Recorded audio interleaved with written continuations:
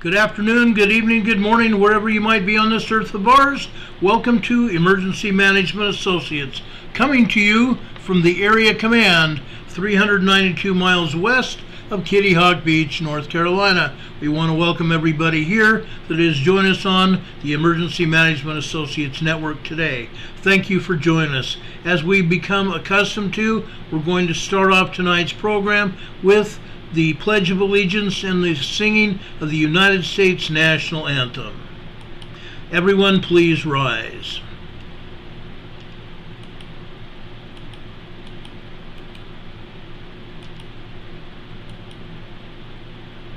I pledge allegiance to the flag of the United States of America and to the republic for which it stands, one nation, under God, indivisible, with liberty and justice for all.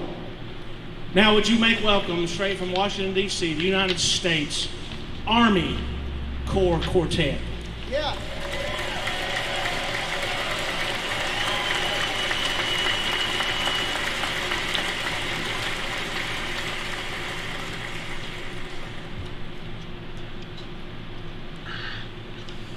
Oh, say can you see by the dawn's early light what so proudly we hailed at the twilight's last gleaming,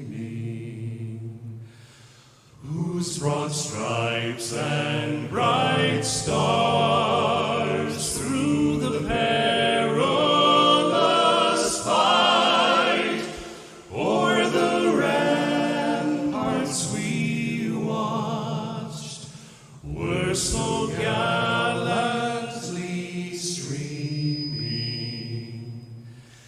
and the rockets' red glare, the bombs bursting in air, gave proof through the night that our flag was still there.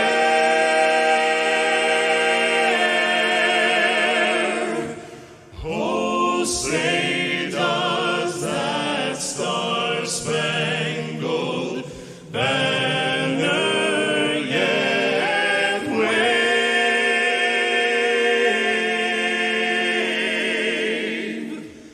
o'er the land of the free and the home of the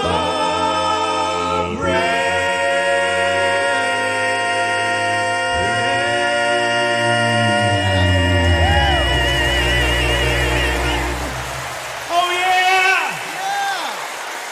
Come on, folks, let them know it. That was wonderful. As I've said, that was absolutely wonderful. We appreciate our armed forces around the world, our allies' armed forces as well. May you all return home to your families in safety when your duty is done. God bless you all and thank you for your service. I love these guys. These guys are awesome. What voices the Army Quartet has. That's wonderful. And thank you to the Barbershop Quartet Convention from 2015 for giving us the United States Pledge of Allegiance. We appreciate that. God bless you all. God bless all of you here. God bless all of you here. We appreciate all of you who have joined us tonight. We appreciate our armed forces service members wherever they serve here in the United States or around the world. We appreciate our allies as well. Thank you for your service, and may you all return home safely at the end of your service. We appreciate it. God bless you all. Thank you so much. We appreciate all of you who have joined us here on the Emergency Management Associates Network here as well. God bless you all for joining us. Now, folks, we have some business that we want to attend to. First, folks, if you have not already, make sure you check your subscriptions. not just to this channel, but to our main Emergency Management Associates channel. YouTube keeps unsubscribing people to both of these channels. So if you're not already subscribed, please subscribe to this channel, and when you do so, hit that little bell icon. Click on it. And when you click on it, you'll see three different items come up in the drop-down menu. Click on the word ALL, all. That way you'll be subscribed when we come on the air. Now, folks, YouTube doesn't always notify everybody. Be advised, we do come on the air sometime after 6 p.m. Monday through Friday, and we come on sometime just after 12 noon on Sundays for our Come Follow Me Sunday School lesson. Folks, again, YouTube unsubscribes people, so please check your subscriptions. Make sure you're on the air with us. 25% of the people that watch these programs are not subscribed, and if you're not subscribed, you're missing out on a lot of things that we have here on the news from the Emergency Management Associates channel. So please subscribe, ladies and gentlemen. It's important for you, for your safety and your emergency preparedness. We talk about a lot of things on this program. Emergency preparedness is number one. By far, emergency preparedness is number one. Now, we're going to be talking about quite a few things this afternoon, this evening. I want to first talk about something that is vitally important. This happened earlier, okay? This happened earlier, and it's sad, okay? It's very sad. But we have some communist Democrats. We have some communist Democrats here in the United States. They have infiltrated even the highest levels of government. 17 of those were arrested today for protesting outside the United States Supreme Court and blocking traffic on the roadway. Police arrested at least, and I'm saying at least, there may have been even more than that arrested, but they have at least arrested 17 House Democrats today for blocking traffic outside the United States Supreme Court building during a planned civil disobedience abortion protest.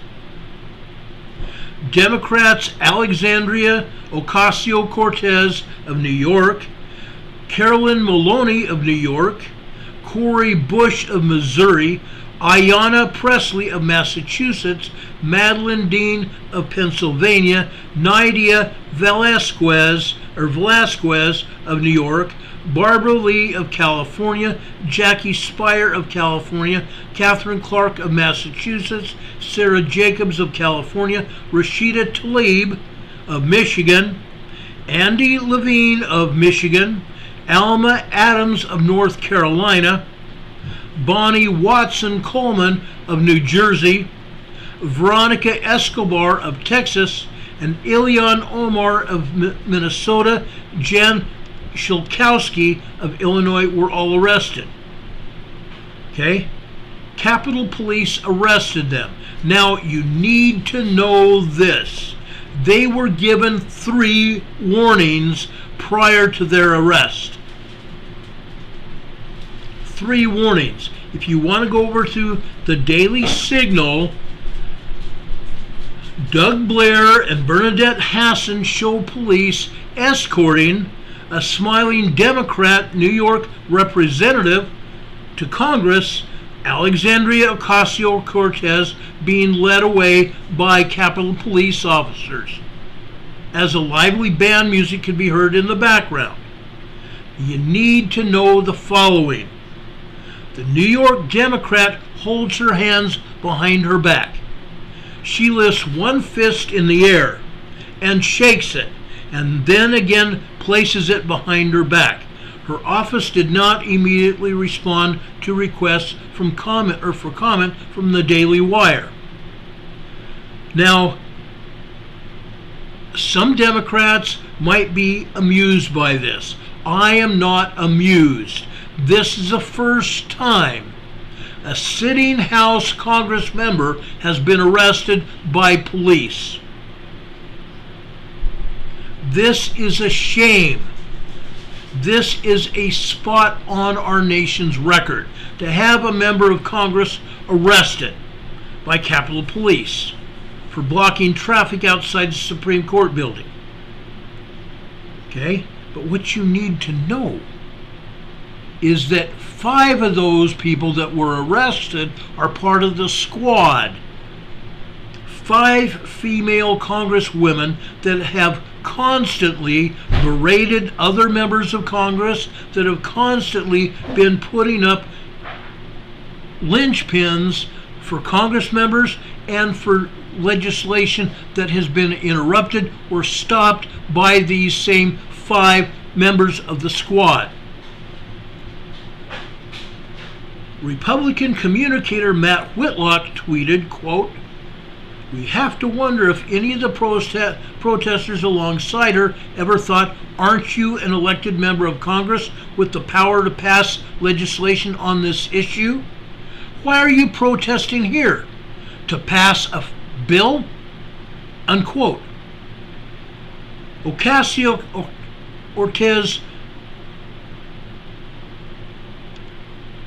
Alexandria Ocasio-Cortez pretended to be handcuffed as she raised her fist in a salute, and then goes back to being pretending to be handcuffed. Okay? She raises a fist and then puts her hands behind her back. Ilhan Omar, who was also arrested, had alerted the media of the planned civil disobedience shortly before it took place. A sitting congresswoman.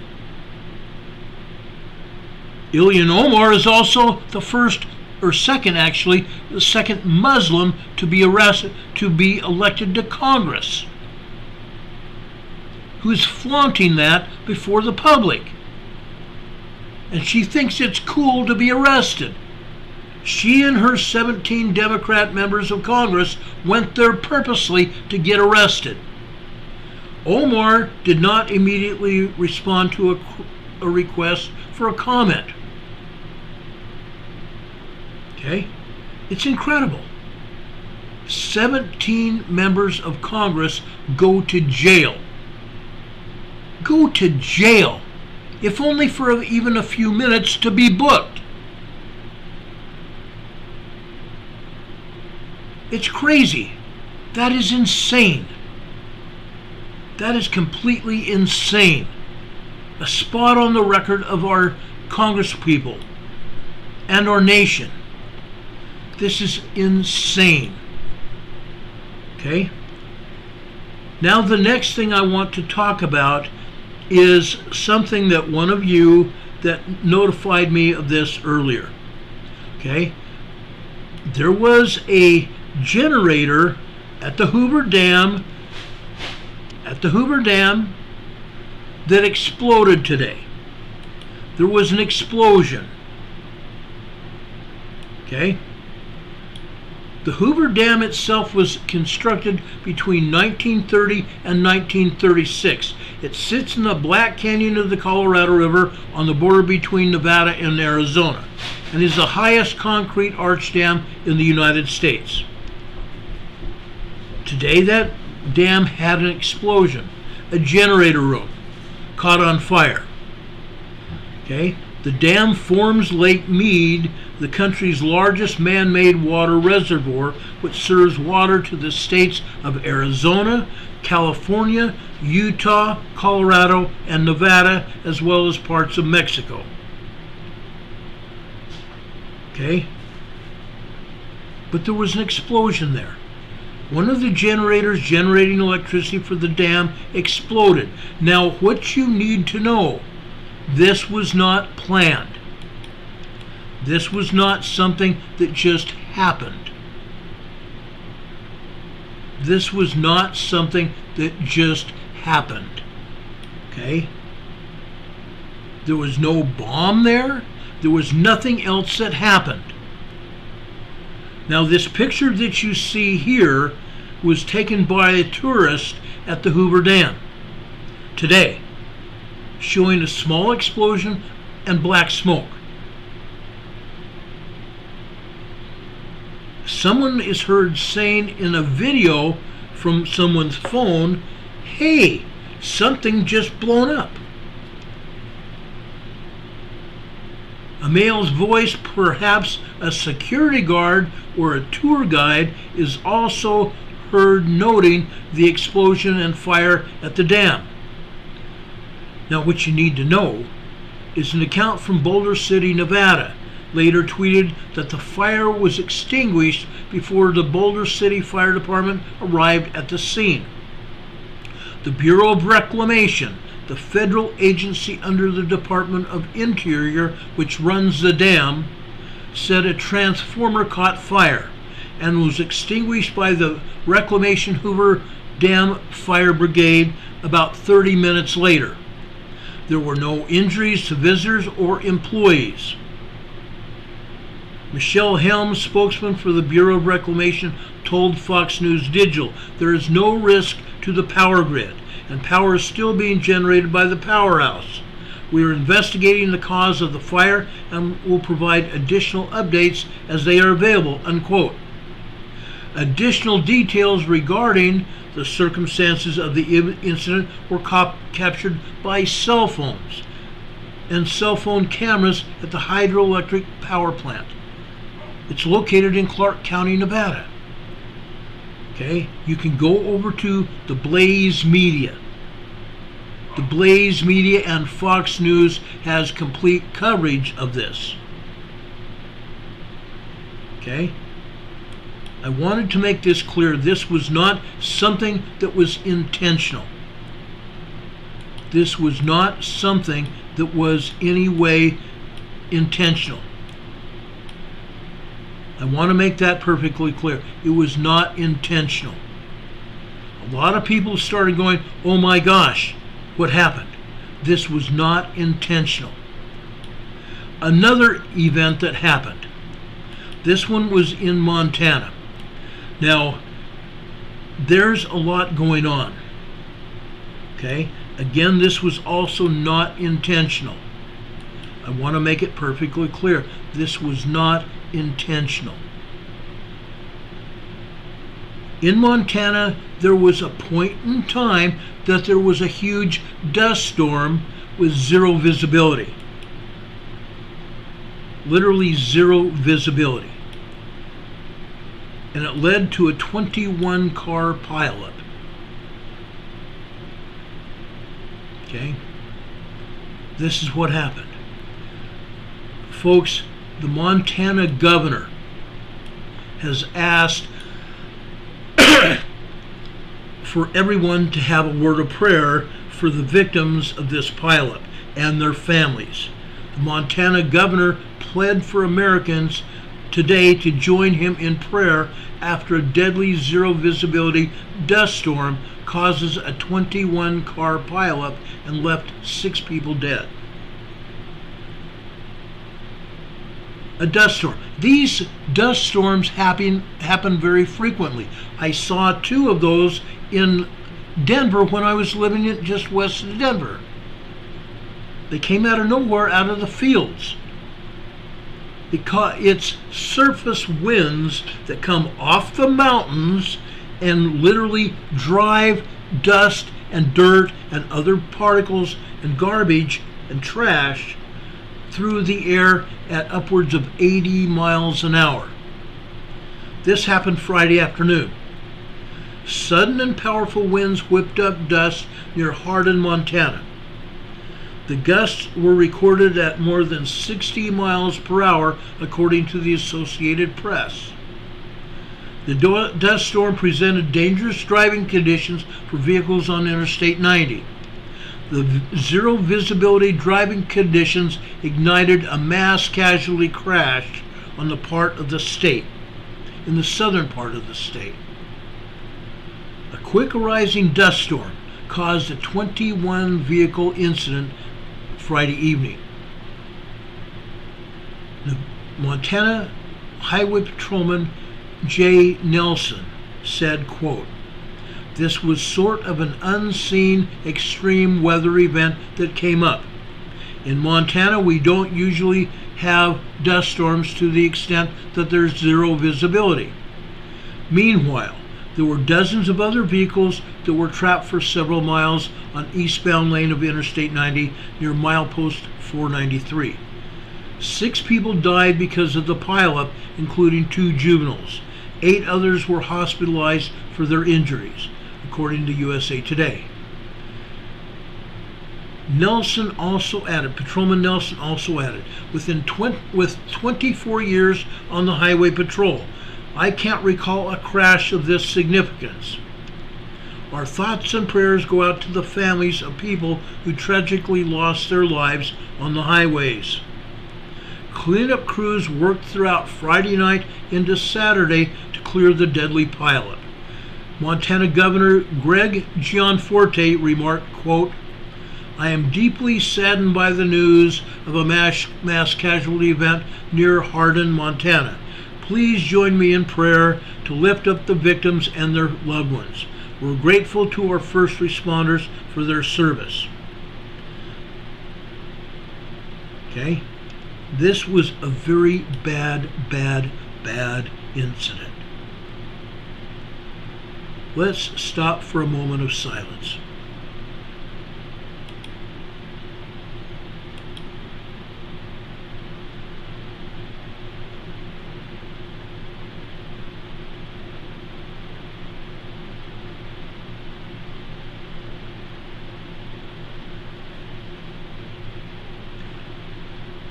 Thank you, ladies and gentlemen. We appreciate it. Now, folks, we have some other things that we're going to be talking about. One other thing before I get talking about earthquakes. And this is something that I was involved with when I lived in San Diego and I was a federal police officer. This happened on July 16th, and we're just getting news of it now. There was a Black Hawk helicopter that crashed during a Mexican drug cartel operation that captured Rafael Caro Quintero, a drug lord that was wanted for the murder of DEA agent that was dramatized in the, I believe it was the HBO Narcos show. Okay? As you remember, Caro Quintero, who is 69 years old, was apprehended by Mexican authorities in the northern state of Sinaloa. This is an infamous drug king that was hiding in the brush outside the town of San Simon. Okay? He was snuffed out by a bloodhound search dog named Max. Okay? But the Black Hawk helicopter that crashed, right as they were making this capture. Right as they were making this capture. Now, this man, Caro Quintero, has previously been arrested and put in prison here in the United States. The Black Hawk helicopter had been carrying 15 people and crashed near the coastal city of Los Mochis. The crash killed 14 of the 15 people on board the helicopter. Mexican President Andres Manuel Lopez Obrador said the helicopter crashed shortly after supporting the military who captured Caro Quintero. The Mexican Navy said the helicopter suffered an accident, but did not elaborate, and an investigation is ongoing into the crash. Mexican Attorney General's office said in a statement that Caro Quintero would be held at the maximum security Altiplano prison, which is approximately 50 miles west of Mexico City. I need to tell you what happens at some of these Mexican prisons. The drug lords usually have some way of getting their people to get them out of the prison. It's happened on more than one occasion. The U.S. government is calling for his extradition for the drug lord's alleged role in torture in the murder of the United States DEA agent in 1985. It was, in case you didn't already remember who it was Agent Enrique Quique Camarena. Okay? Now, they can say all they want that they're going to keep this guy in the Mexican prison. I do hope that the United States government makes sure that they can nab him out of that prison and extradite him to the United States. Now, what you need to know about that. Okay, let me tell you about this. U.S. Attorney General Merrick Garland, who I personally wouldn't trust with my life, said, quote, "There is no hiding place for anyone who kidnaps, tortures, and murders American law enforcement." This is the same Merrick Garland that doesn't even support most law enforcement activity. Garland said today's arrest is the culmination of tireless work by DEA and their Mexican partners to bring Caro Quintero to justice for his alleged crimes, including the torture and execution of Agent Enrique Camarena. We will be seeking his immediate extradition to the U.S. so he can be tried for these crimes in the very justice system that Camarena died defending. Now, this is an interesting thing about this whole story. Caro Quintero was sentenced to 40 years in U.S. prison for the alleged kidnapping torture of Enrique Camarena in 1985. He walked free after 28 years when a U.S. appeals court shortened his sentence. But the United States Supreme Court upheld the sentence, but Caro Quintero sped out in a vehicle that was waiting for him. He was released, but the U.S. Supreme Court said to hold him, and it was too late. He took off. The U.S. requested his extradition in 2013 when he was released from prison, but he had already been set free. He was placed on the FBI's 10 most wanted list, and a $20 million bounty was on the drug kingpin's head. He went underground and is said to have returned to drug trafficking, unleashing a bloody turf battle in the former state of Sinaloa and Sonora. Caro Quintero was a founder of the Guadalajara cartel. The cartel was one of the most powerful crime organizations in Latin America during the 80s, smuggling cocaine, heroin, and marijuana into the United States. The story of the Guadalajara cartel and the murder of Camarena was dramatized in the Netflix TV show Narcos Mexico. I thought it was HBO, it was Narcos Mexico. And you can follow that over on Netflix if you want. But I wanted to make sure that word got out about this. I feel it is very important. I really feel it is very important that people realize what is going on, and we must support our law enforcement. We must nail these drug cartel members and put them in prison for the rest of their lives. Okay? Yes, this guy had a 40-year jail sentence, and when he escaped in 2013 after 28 years, guess what? Guess what, folks? If he would have stayed in jail until now, he would probably be getting released very soon, nearing his 40-year prison sentence. So this time, I hope they hold him for the rest of his life. He's 69 years old. He needs to be put away along with all of his drug cartel members. And yes, I was part of some interdictions in San Diego a long time ago. I hope they take these people and put them away for a very, very long time. Now, with that said, there's more things that I want to talk about tonight. There are things going on that everybody needs to know about. One of the other things is this. The Department of Homeland Security has now shut down the controversial Disinformation Governance Board that we talked about the other night. The DHS has shut down the Disinformation Governance Board. Okay? Remember us saying that Biden had put up the Office of Disinformation, and within about a week or so after he did that, the head of the Disinformation Board quit?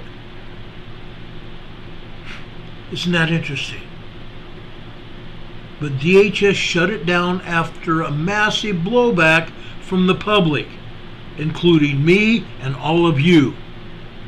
Homeland Security announced the creation of the Disinformation Board in April in order to coordinate countering misinformation, supposedly countering misinformation. Yeah, right. They weren't countering misinformation. They were lying themselves.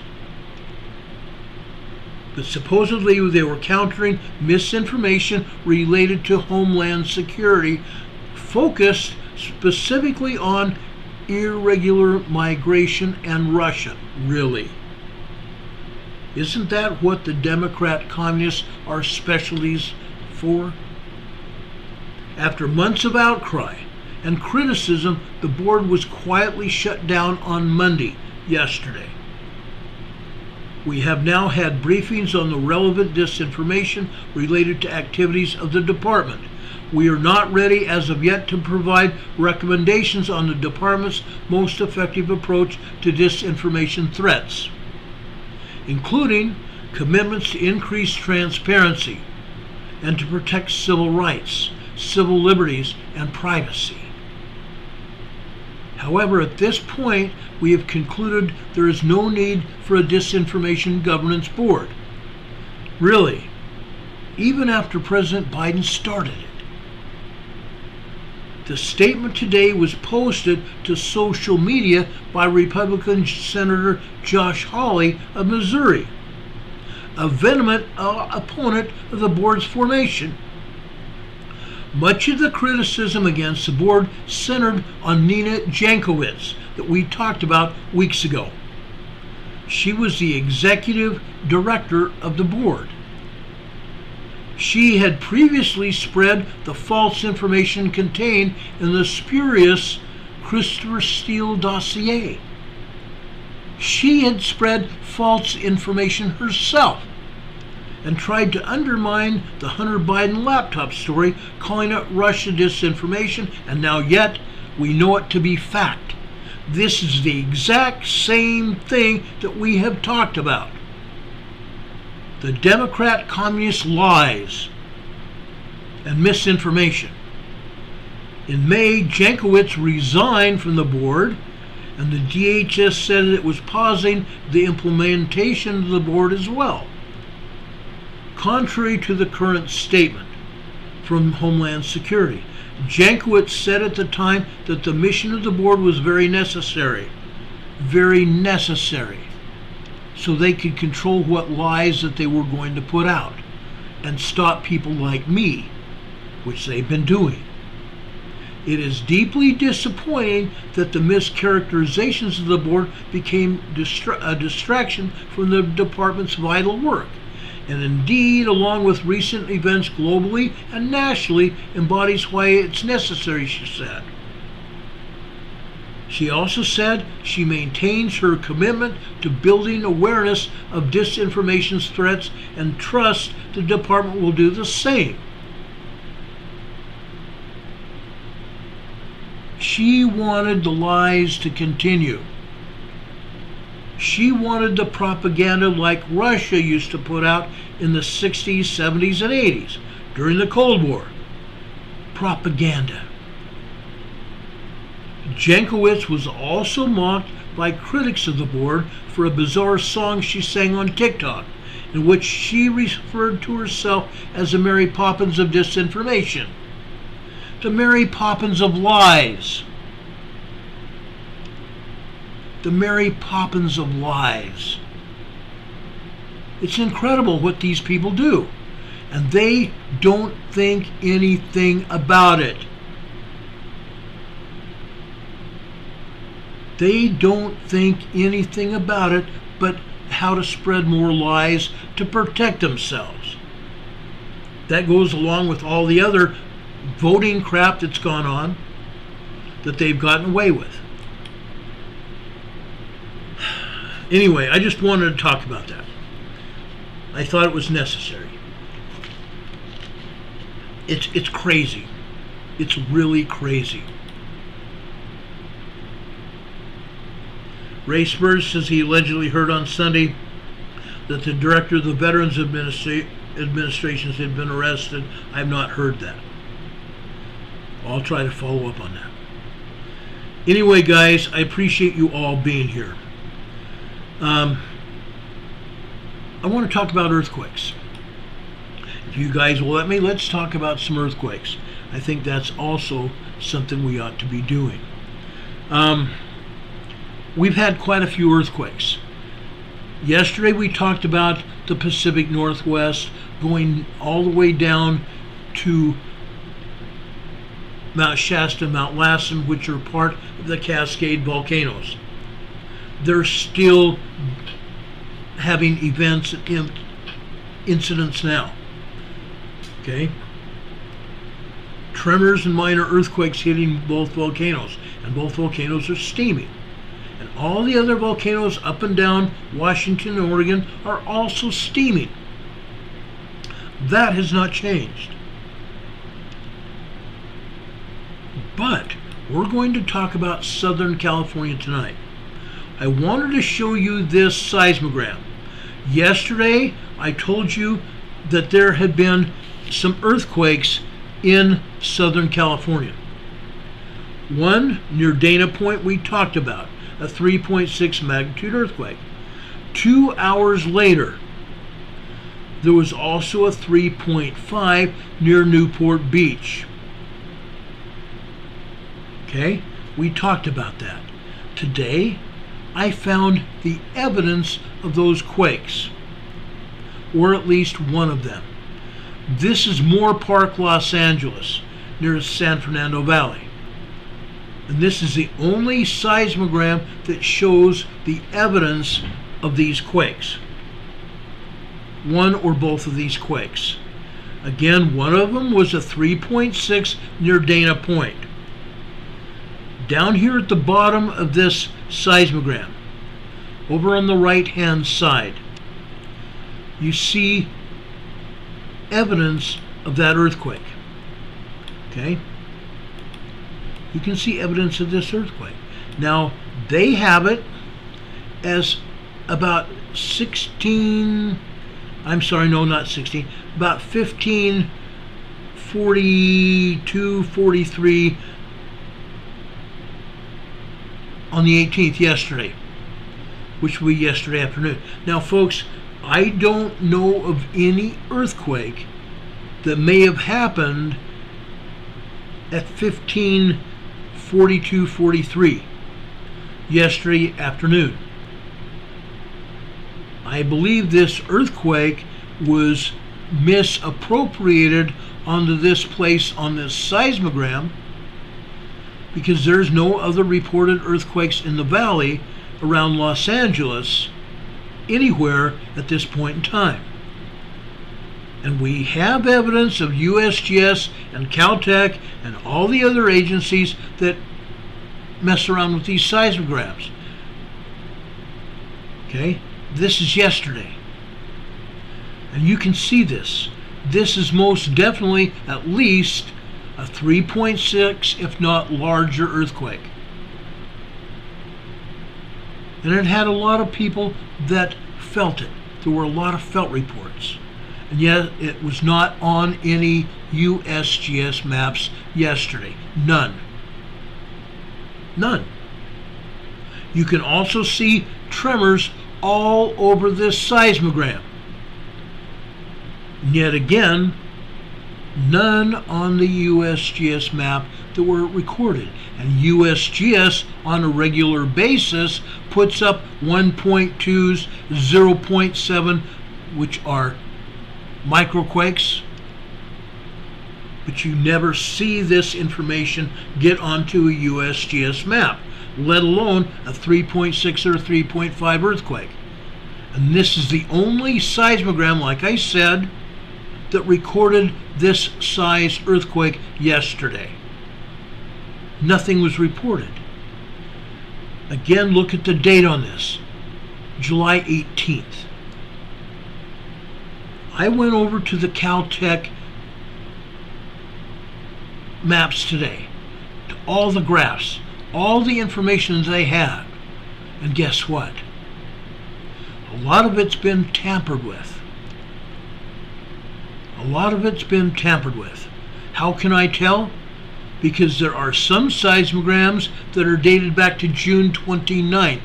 What is today? July 19th. Seismograms that were here yesterday and are not today that register only June 29th earthquakes. So Caltech has tampered with evidence. They've tampered with evidence.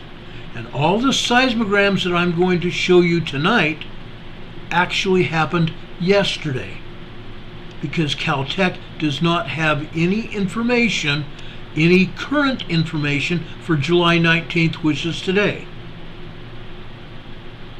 So I'm going to show you information from yesterday, purposely. You need to understand what is going on in Southern California. And folks, if you think that I'm showing you old information, folks, you need to understand one other thing as well. This happens every day. This is not isolated information. This is not an isolated incident. These events, these tremors, these earthquakes happen every day. They just don't report on it. You have to go digging for the information. It's not always available unless you go looking for it. Okay? Now, one of the other locations I want to go immediately to is Cal Electric. This is over in the Simi Valley area. A couple weeks ago, I showed you a map showing where Cal Electric is located. It's in Simi Valley. Look at the events that transpired yesterday over at Cal Electric. The seismograph is located in Simi Valley.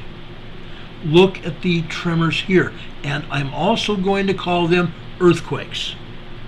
The larger spikes that you see on this seismogram at Cal Electric, some of these are at least 2.5 to 2.8 magnitude earthquakes, minor earthquakes.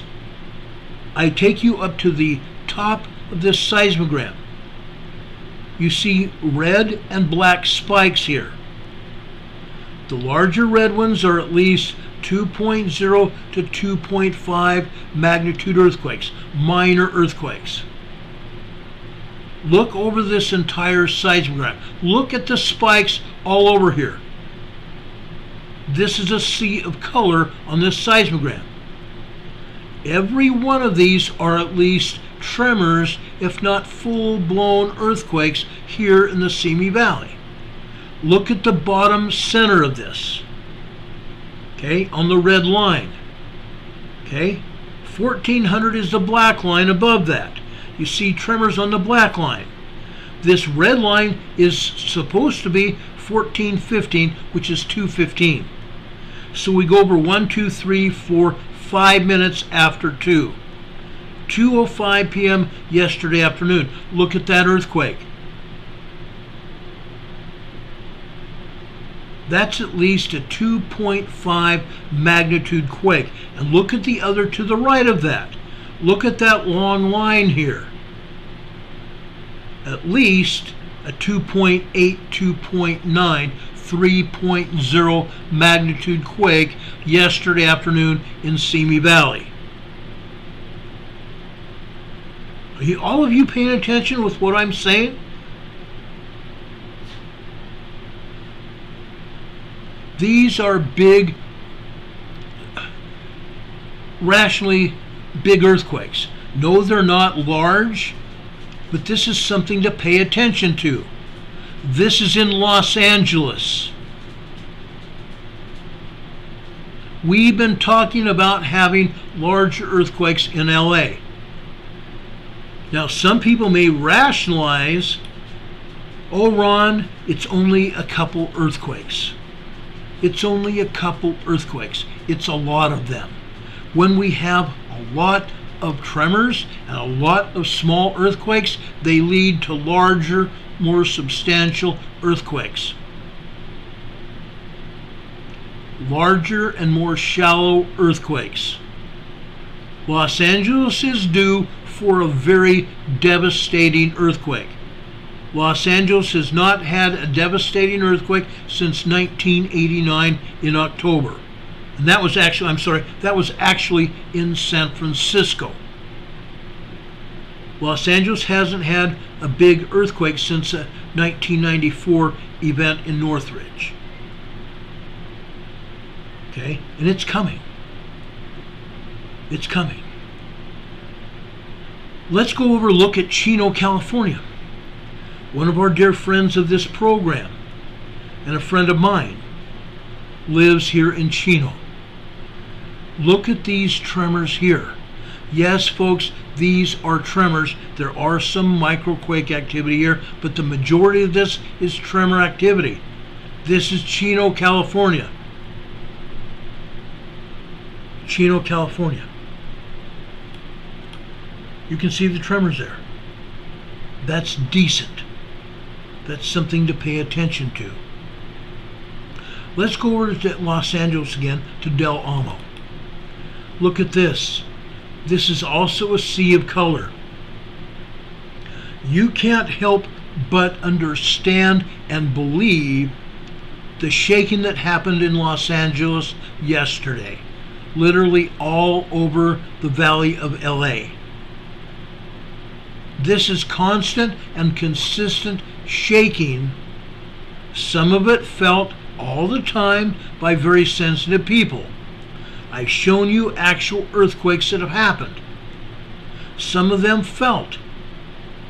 But here in Del Amo, you can see the tremor activity that's been ongoing all day yesterday, and it's probably ongoing today if Caltech had got its act together.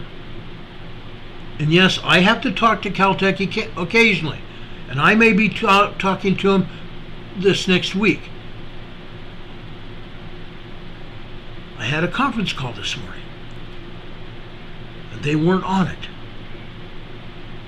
But if they were, they wouldn't like what I'm saying now, because they're the people that I'm talking about. Sleeping Volcano says that's active for certain in Del Amo. Yes, it is. This is big news. Okay? This is news. I hope everybody's paying attention. I'm not going to repeat it all, but I am going to keep talking about this. You need to understand what we're seeing here. We talked yesterday about the earthquakes up and down the coast from Washington south to Northern California. Now Southern California is on my hit list.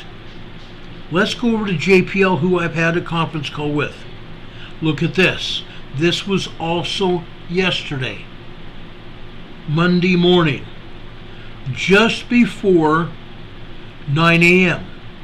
This is at just before 9:45 a.m. Excuse me, not 9:45, 8:45. Over on the right-hand side on the blue line. Okay? On the blue line. That was 8:44 in like 50 seconds. That's where the earthquake started. It was a tremor. Then that tremor came up at 8:45 and about 10 seconds, and you can see it here. This is a 2.7, 2.8 magnitude tremor here at JPL in Pasadena. Mesa Road in Pasadena. Okay? So a tremor being recorded at JPL. And folks, I need to say that usually the seismogram or seismograph at JPL has not recorded a whole lot in recent months. It really hasn't. They just don't do it. You don't see this kind of information on the JPL seismogram.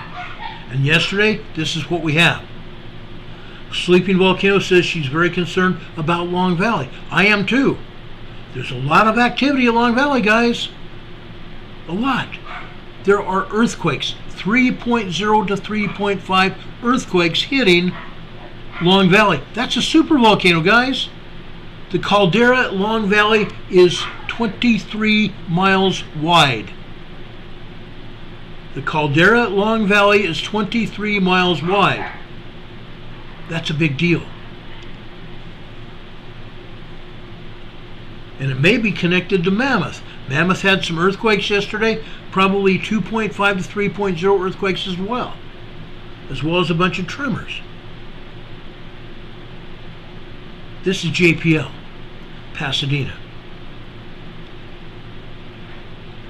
Let's continue. I want to go down to near Long Beach, Light Hype, California. Look at this, guys. For the most part, this is all microquake activity. Microquake activity at Light Hype near Long Beach. Why do they call it Light Hype? It is the gas and electric center over by that area. That's where this seismograph is located. That's why they call it Light Hype. Down at the bottom you see a lot of tremor activity. Up above it is all microquake activity for the most part. Okay, let's continue. I want to go over now to a popular place in Los Angeles. It's called Los Alamitos. Los Alamitos is a racetrack in Los Angeles, a horse racetrack. And this is the information that we got from the Los Alamitos seismogram. You see some microquake activity. You see very minor tremors. Very, very minor tremors. 1.2, 1.3, maybe a 1.4 over on the far right here at 12 midnight yesterday morning. On the black line there. Actually, it's on the green line just before 12 midnight.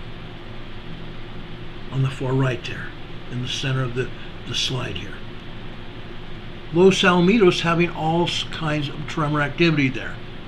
A bunch of them. And that's the most tremor activity that I've seen at Los Alamitos. And I used to go by there. I've even gone to a horse race at Los Alamitos. Okay, let's continue here. I'm going to take you down again to Moore Park. Okay, I want to show you this. This is where that earthquake that I wanted to talk about. Okay, I think they misplaced this earthquake to misrepresent when it hit. There was nothing else recorded for this time period in Los Angeles. For those of you that don't understand where some of these places are around Los Angeles, I offer you a Los Angeles map. Okay? Up at the center top of this map is Norwalk, California. Over at the right we have Redondo Beach, Rancho Palos Verdes, Torrance, between Redondo and Long Beach. Out to the east we have Cerritos, Fullerton, Anaheim, Orange, Garden Grove, Santa Ana, Irvine, Costa Mesa, Huntington Beach, Newport Beach, down there where that one of those earthquakes, the 3.5 hit, Newport Beach, and further east out there, Lake Forest. And then you see MIS, that's Mission Viejo. Mission Viejo. Down here we have Laguna Beach, and off to the right at the bottom there is Laguna Bell.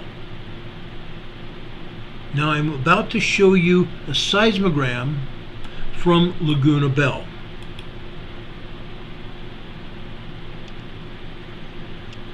I hope I got it here. Nope. Well, dadgum. Usually I can pull up the seismogram from Laguna Bell, and it's not here. All right. Not a huge deal. We'll continue here.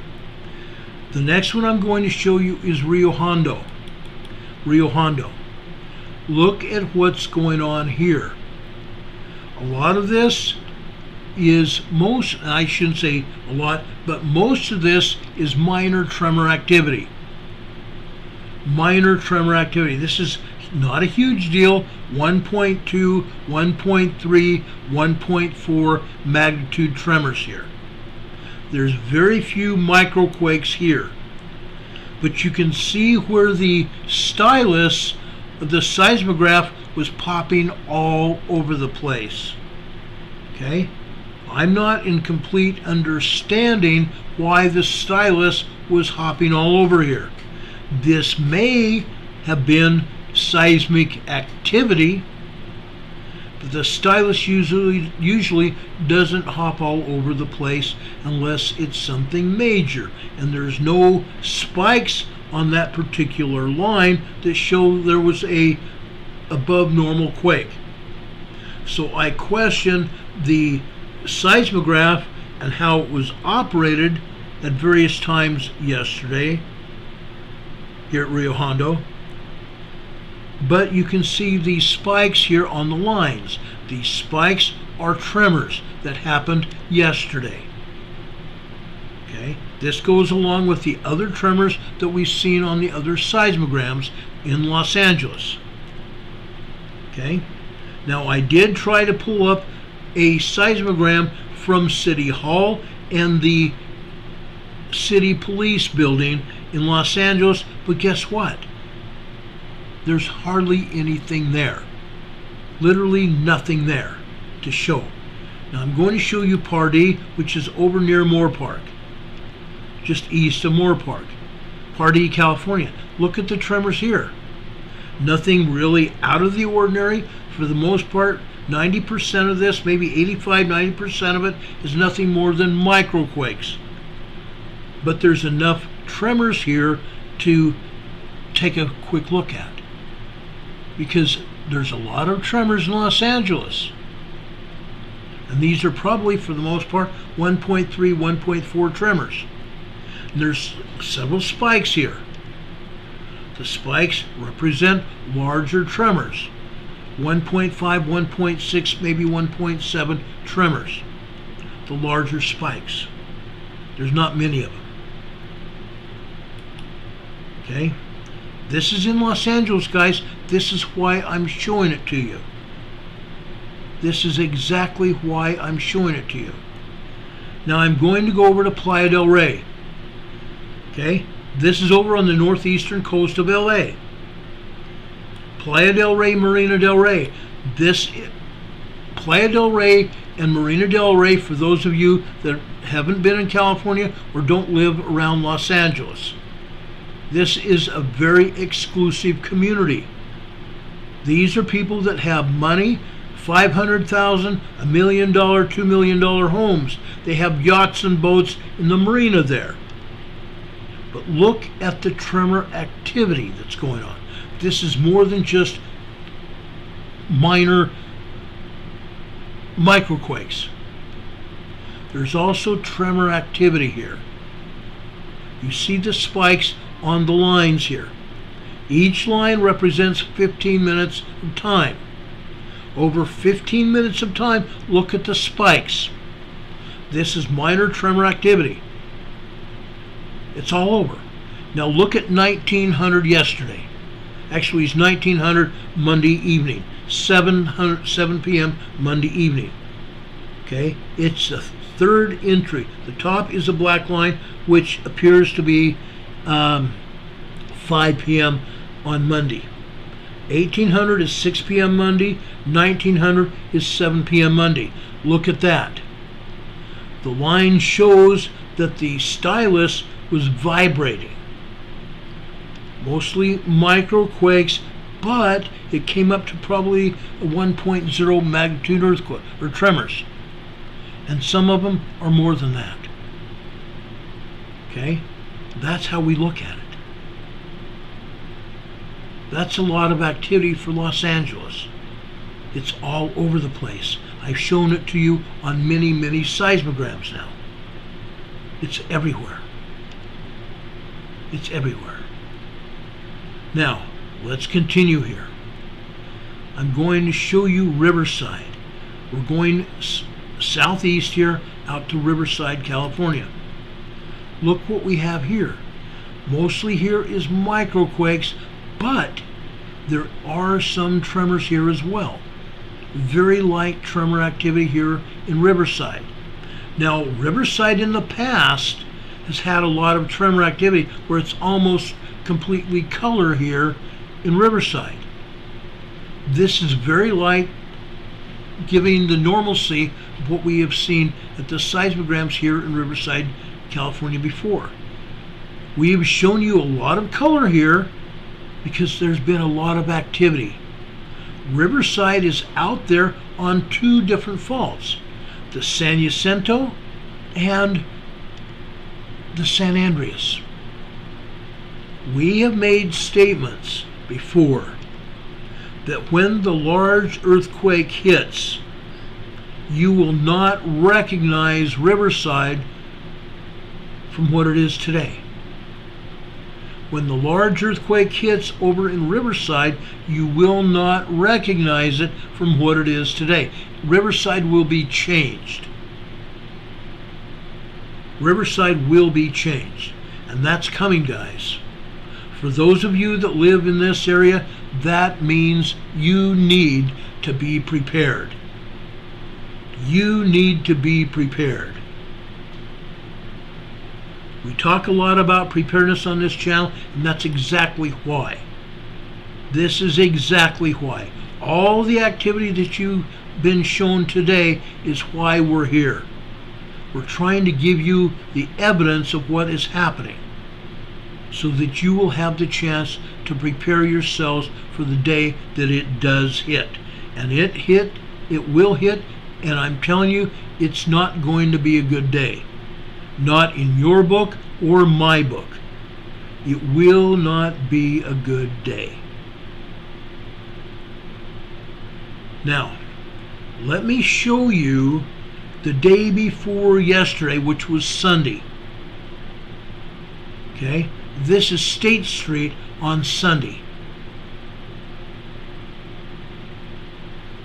State Street on Sunday. Look at all the earthquake activity along Long Beach. This is over by Long Beach, ladies and gentlemen. Look at this.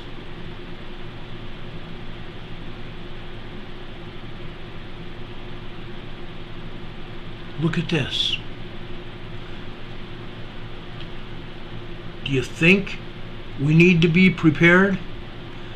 This is more than just tremor activity. Some of this is 2.0 magnitude activity in Long Beach. This seismograph on State Street is just east of Long Beach. Ray Spur's asking, Ron, could that be a fault moving? Yes, it is. There are numerous faults all over the Los Angeles Valley. This one, the fault that's causing this is the Newport-Inglewood Fault. The Newport-Inglewood Fault. That's heavy-duty activity. Let me show you yesterday.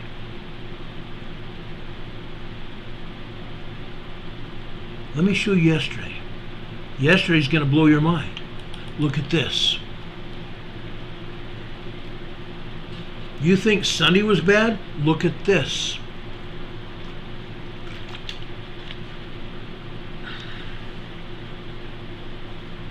Yes, Ray, that's rhythmic.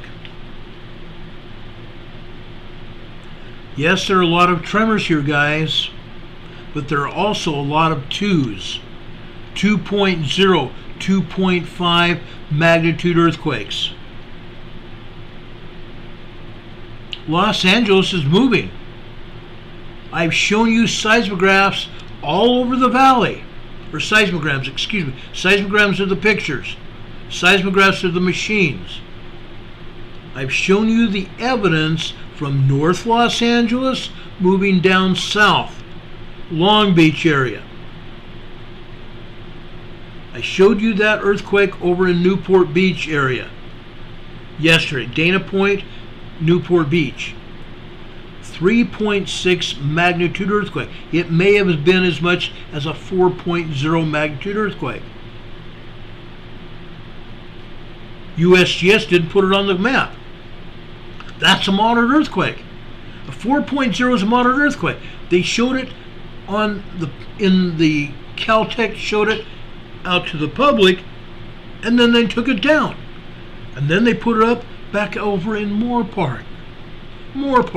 At a different time element, where there was no major seismic activity at the time. Okay? This is substantial seismic activity. The Newport Inglewood Fault. This is the same fault that we've had a lot of seismic activity on. Dangerous, previous seismic activity.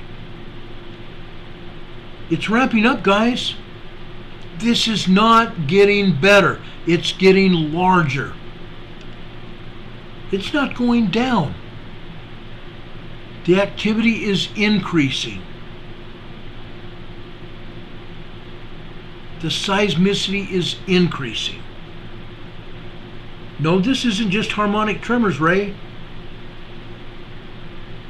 This isn't harmonic. This area is gearing up for a large earthquake.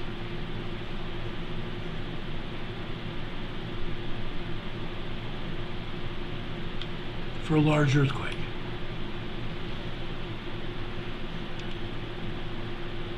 I hate like I'll get out talking about some of this, because it's going to cost people their lives. It's going to cost people their livelihoods. Yeah, it is. Before I go south, I want to take you over Walnut La Puente. Walnut La Puente. Look at this. At the top of this, we see microquake and small tremors. But then all of a sudden, guess what happens? Look at the black line here. This is 1900 hours, 7 p.m. That's more of a 2.8, 2.9 magnitude earthquake. Maybe even close to a 3.0. The red line after that, over on the right-hand side, this is definitely 2.5 magnitude earthquakes. And look at the hit. One earthquake after another here. One earthquake after another. And this goes on for 4 minutes. 4 minutes. 2.5, maybe even 2.7 magnitude earthquakes. Then it reduces to tremors again. 1.5, 1.8 tremors. Then on the blue line beneath that, the blue line is 8:30 last night. Look what happened here. Look what happened. The quake continued. 6 minutes on the red line. 3 to 4 of those minutes were good-sized earthquakes. 2.5, 2.7 earthquakes. It came down to tremors and then went back up to an earthquake at 8:32 yesterday evening. Then it went back to tremors again. So this earthquake lasted nearly 10 minutes before it went back to a body wave. We had P wave after P wave after P wave. Settles down to a secondary wave of tremors, and then back up to another P wave at 8:32 p.m. last night, and then back to a secondary wave of tremors, and down to a body wave finally. 10 minutes, folks. That's an awful long time to have an earthquake. Look at these other earthquakes below that. And I'm talking about the one at 2040, it's on the 2045 line on the left, it's a green line.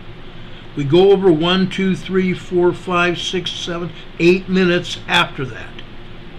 Okay, which would be 8:53 p.m. last night on the green line. Again, we start having P waves again, a lot of them. 2.7, 2.8 magnitude earthquakes. Look at the large P waves and the duration of the P waves. Look at the solid green line there. That's solid shaking. That's constant shaking. Okay? That's constant shaking. It's not a P wave and then it stops for about a few seconds and continues. That's constant shaking. And then on the green line below that, again, we have constant shaking. We have tremors, then we have a few minutes later, we have a good-sized earthquake again that started out as maybe a 1.5 tremor into a 2.8 to 2.9 earthquake. And these earthquakes continued off and on all evening long last night. Look at this. Look at this. On the blue line, it's 1:30 in the morning. It started before that at 1:28 in the morning this morning. Look at that. Started off as microquakes, turned into tremors, turned into a full-blown substantiated earthquake. Continued on the blue line below that. 2 minutes of solid shaking. On the 2:15 line this morning, we go over about 5 minutes, we have another earthquake on the red line. This was not as powerful, maybe 2.5 magnitude quake, possibly. But the shaking was not constant at 2.5. It settled down to tremors and then back up to a P wave again, a 2.5 earthquake. And on the green line below that, towards the bottom, okay, you're still seeing constant shaking. And on the blue line on the bottom left, look at that. This is Walnut La Puente, Los Angeles. Okay? They say it doesn't always happen. Yes, it does. Okay? This happens. This is LA. This is cotton picking Los Angeles. Let's go south into Imperial County. I want to show you this.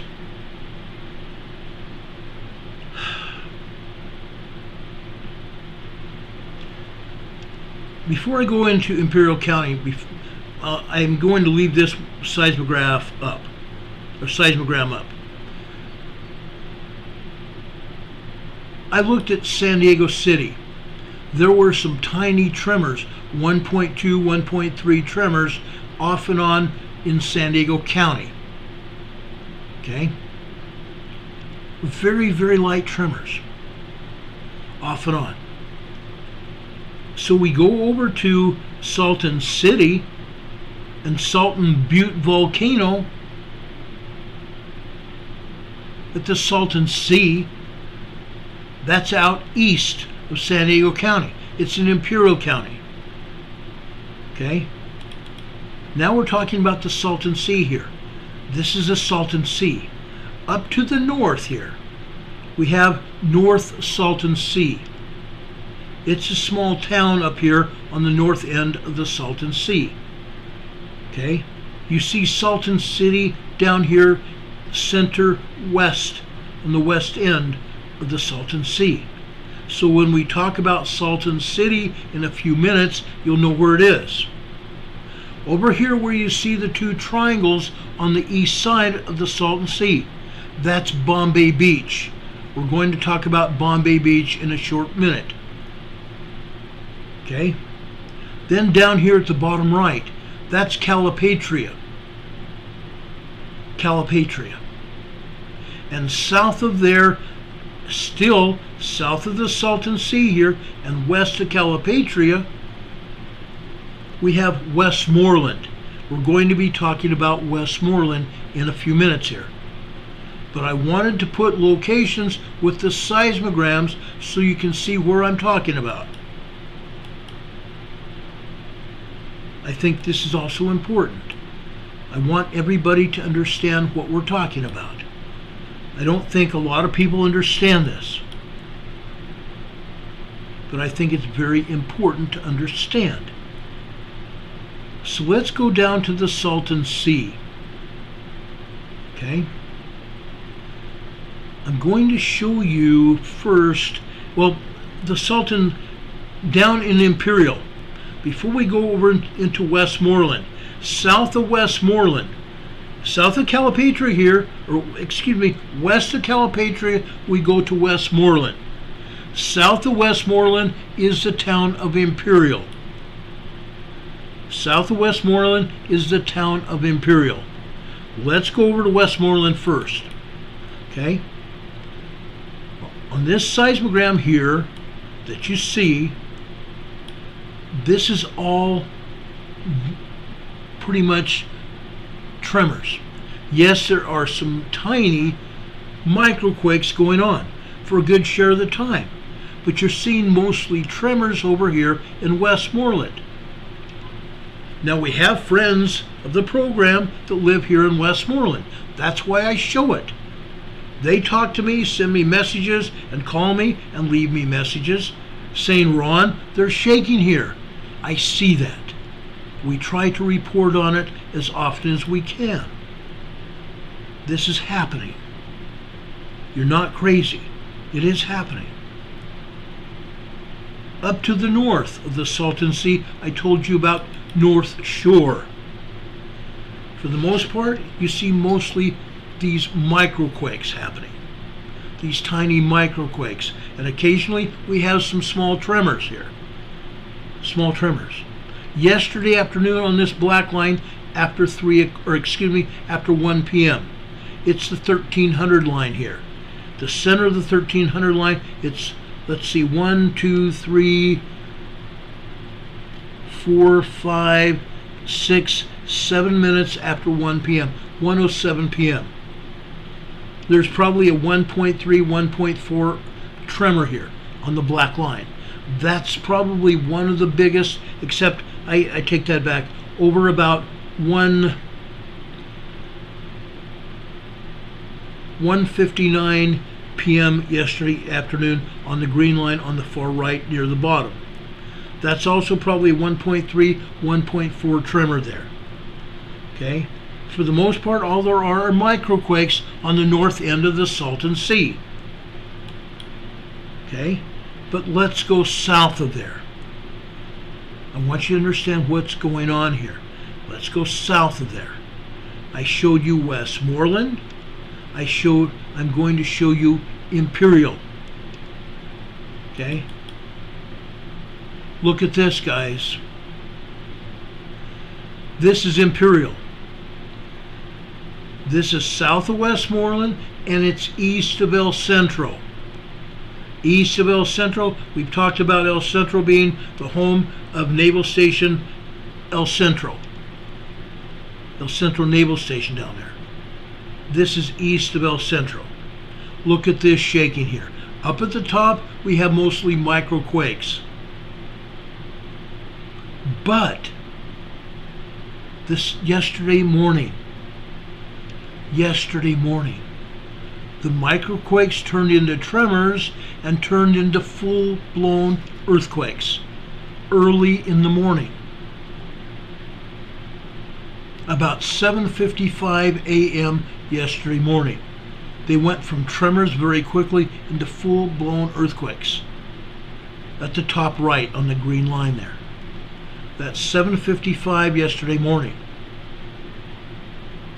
Then it went back to tremors and microquake activity. Then it continued to continued with tremor activity for several hours until about 12 noon. 12 noon is over on the right-hand side in the center of the slide here. Okay, on the black line. Mostly tremors. Then, on the red line, it turns into full-blown tremors. The red line turns into the blue line. More tremors. Then it turns into the green line. This is where we get into the earthquakes. Okay? 2.5 to 2.9 earthquakes here in Imperial, California. Then look what happens at 2:28 p.m. yesterday. We have at least a 3.5 to 3.9 magnitude earthquake on the black line towards the right. Okay? That's a big deal. That's a big deal. And you can see these other larger earthquakes here. These are not 5s, these are quality earthquakes. By quality, I mean 3.0 to 3.9 magnitude earthquakes. These are substantial earthquakes hitting the Imperial Valley. Okay? This is a big deal. This is a huge deal. JB Map says he can understand why I see these quake numbers as serious. JB says I can remember when Ron was out here calling magnitude 1s in these graphs. The seismicity, the numbers of earthquakes has increased as well as the strength of these quakes. As JB says, they have tripled in size. The timeline that I have talked about, JB's talking about here, Ron's timeline is spot on. Yet USGS is not talking about it. Nowhere on the USGS map did they have these earthquakes mentioned. Nowhere on USGS information on the USGS site have they cited these earthquakes. This is a good swarm of earthquakes. This is a big swarm of earthquakes, ladies and gentlemen. This is a big deal. These kind of earthquakes can cause minor damage.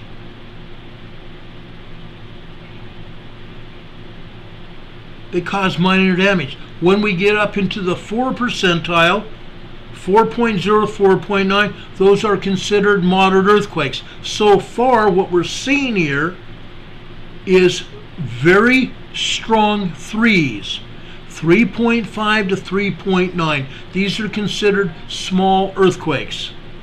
When they start taking over these seismograms is when they're 5s and greater. 5.5 to 6.0, they would literally take over this entire seismogram, top to bottom. These are considerably strong 3s. 3.0, 3.9 magnitude earthquakes, small earthquakes. But I wanted you to see what's going on. These are substantial and they are not being reported. And as I stated in the beginning here this evening, Caltech is not reporting any earthquakes at all on any seismogram at all throughout Southern California. They've turned off July 19th.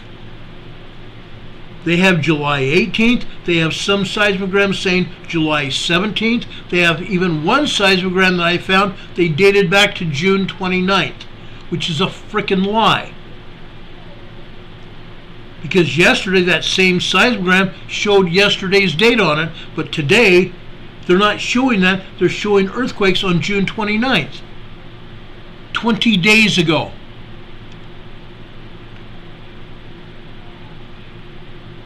That's when Caltech gets into big time lies.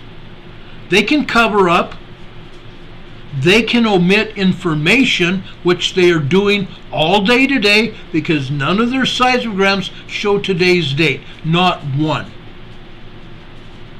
Not a lousy seismogram at all showing July 19th.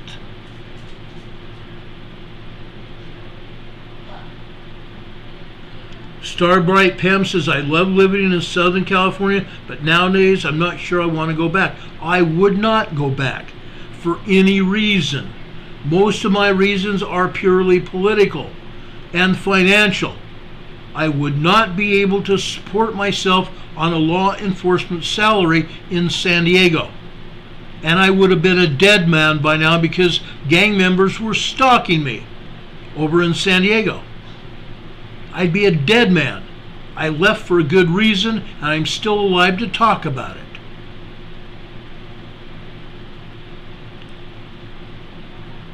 Yes, Hurricane Heather says you couldn't pay me to go to Southern California. Oh yeah, you couldn't pay me.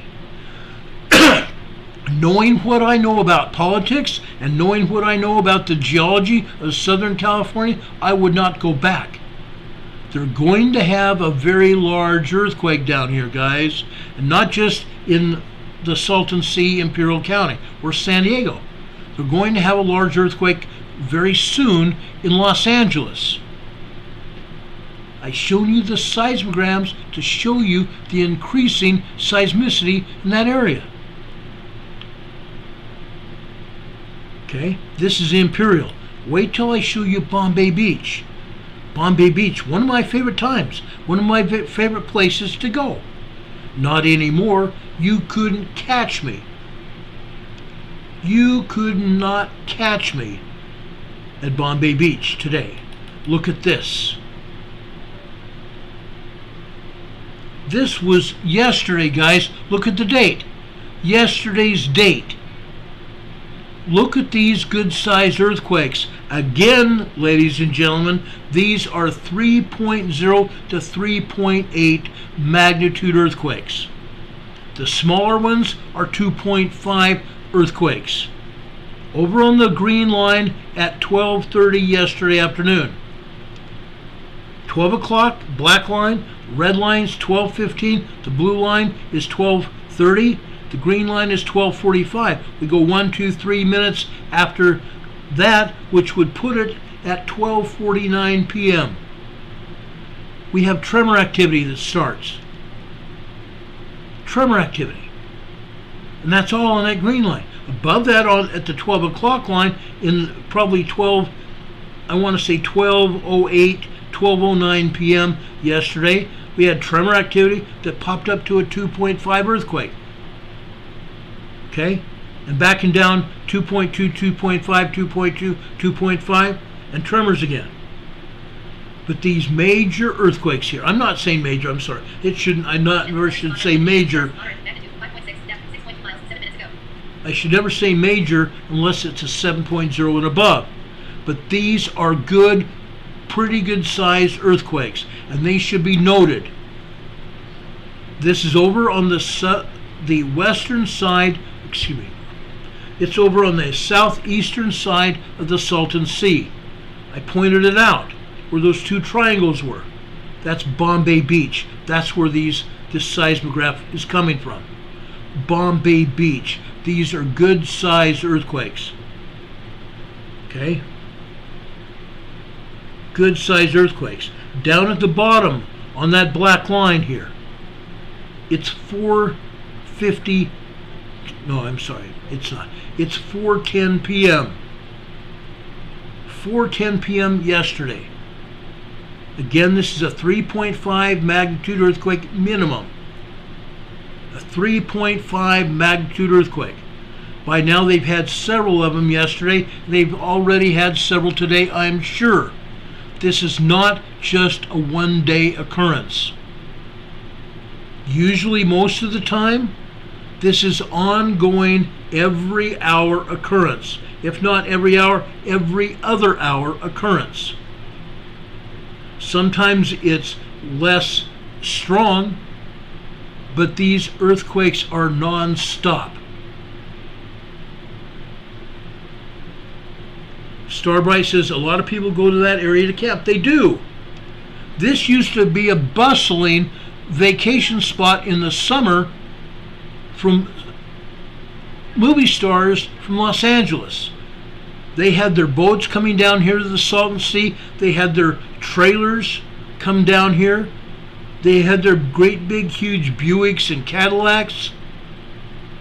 I could show you trailer parks that are now abandoned. What used to be beautiful trailer parks that are totally abandoned. They're ghost towns at the Salton Sea. Salton City is nothing more than a ghost town, a very tiny ghost town at that. Bombay Beach was a bustling area with a lot of trailers. Maybe I'm going to have to pull up one evening when it's not busy. I'll pull up the Salton Sea and show you the pictures of what used to be back in the 50s and 60s. It was a big deal then. You could not pay me to stay out of there now. Salton Sea is polluted by waste from agriculture. Chemicals and stuff have leached into the groundwater, and during the rainy type seasons that they have there, that water and sewage has moved over to the Salton Sea and polluted it. People have actually gotten burned from the chemicals in the Salton Sea. They're trying to purify it again. The residents and scientists in that area are trying to improve the situation, but it's kind of hard during a drought because the Salton Sea is drying up just like the Great Salt Lake. Yes, Lama's Light is asking, does it stink? Yes, it does. It stinks like dead fish. And yes, there are carcasses of dead fish on the shoreline around the Salton Sea. Diana Lars says it's a hellhole now. Yeah, you're pretty much right. Sleeping Volcano says a 3.3 magnitude earthquake just hit Nicaragua about 8 minutes ago. And I heard there was a 5.6 someplace else just a few minutes ago. But Earthquake Tracker is now got this voice on there where you cannot understand where it is or what it is hardly at all. The talk is so fast you can't understand it. But a 5.6, Sleeping Volcano says it's a 5.5 now in Sumatra, 10 minutes ago. Lama's Delight says, I seem to feel better tonight. Well, let me get through talking about the Salton Sea, and then we'll talk about me. Okay? I kind of have some kind of good news for you in regards to me. I do. Okay, I've shown you the north shore of the Salton Sea. I've shown you, well, I haven't shown you the Desert Research Station that's over by Imperial. These are the earthquakes and the, well, I should say earthquake and the tremors around the Desert Research Station here at the Salton Sea. At the bottom on the black line, you can see at 2:04 p.m. yesterday evening on the black line at the bottom, there's an earthquake there, a 2.2, 2.3 magnitude earthquake. The rest of these are all tremors except for very tiny stuff, which are microquakes. Okay? Let's go over to Calipatria. Okay, I haven't shown you Calipatria.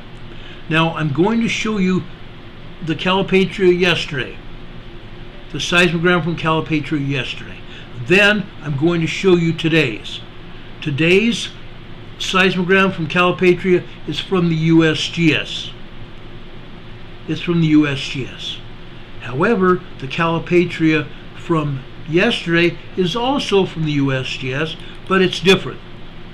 This is a seismogram from yesterday at Calipatria. Let me shrink this back down. Well, let me keep it here for a second. This was the day before yesterday. This was the 17th at the top.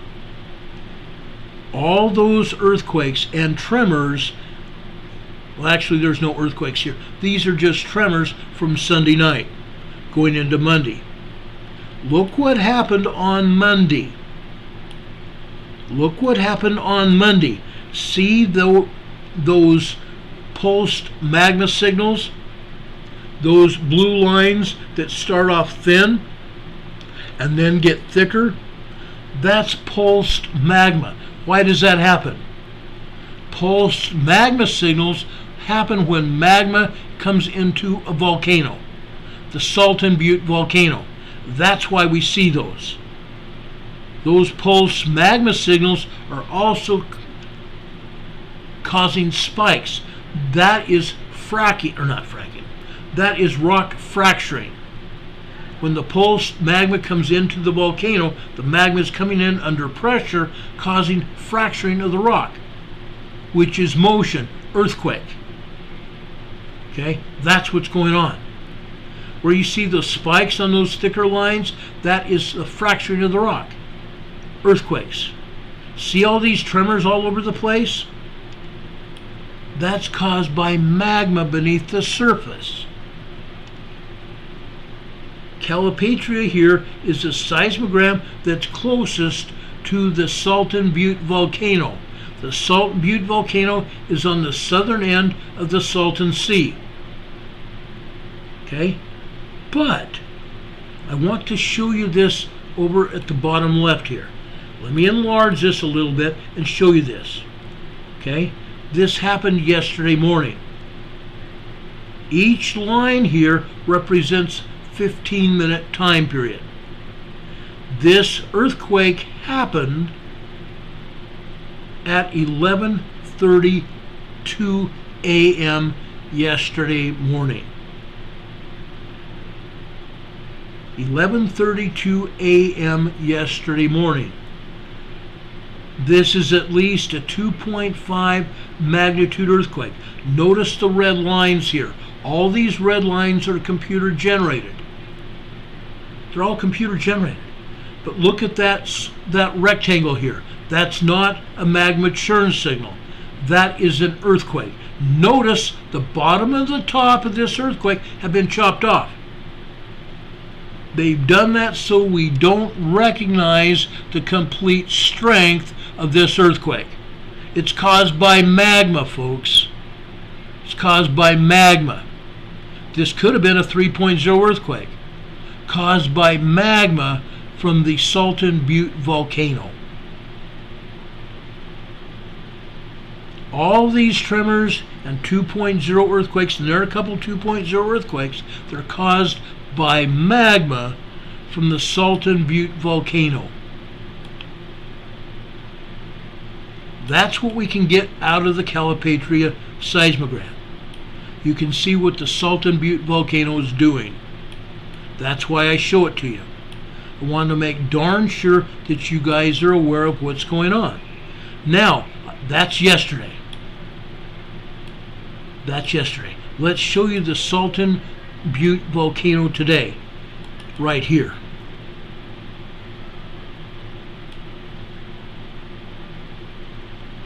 Are you serious? You're kidding me. You've got to be kidding me. I thought this was today's seismogram. It's not. It's the same seismogram. So the USGS is taking their information from Caltech. Okay? So they're not showing current information either. I thought if I took this off the USGS map, it would be current. It is not. This is yesterday's seismogram as well. Okay? That's a big deal. Ray Spur says this is the SV Salt Butte or Obsidian Butte. Yes, Ray's right. There are buttes, fingers sticking up out of the sand there, sticking up out of the lake. When the Salton Sea evaporates down enough, sometimes you can walk out to these fingers that have come up out of the sand there. That's the Salton Butte. Obsidian rock. I used to have a piece of obsidian off the Salton Butte volcano. I don't have it anymore. A few divorces later, it's gone. Okay, that's what's happening. Sorry, folks. I thought I had a current view of what's going on at the Salton Sea at Cal Patriot Day, but again, they didn't show it to us, did they? So Caltech is again covering up information around Imperial County and throughout Southern California today. That's typical of what they're doing. It's called cover-up. They can say that they're not covering anything up. They can say that they're giving all the information out when we darn well know that they're not. USGS, let's go over to the USGS map really quick and find out how many earthquakes that they're showing us today, because they're definitely not showing all the earthquakes. Okay, USGS map here. Okay, let's pull this over. They're saying there's 230 earthquakes worldwide. There's about 4 times that many earthquakes, guys. Don't let them kid you. There's about 4 times that many earthquakes. They're certainly not showing us everything that's going on around the world. 230 doesn't even shake a stick at what else is going on. I could show you 25 earthquakes just in New Zealand. I could show you 230, excuse me, not 230. I could show you at least 30 earthquakes down in Indonesia. I could show you another 10 to 15 earthquakes over in the Philippines. I could show you 3 earthquakes over in Japan.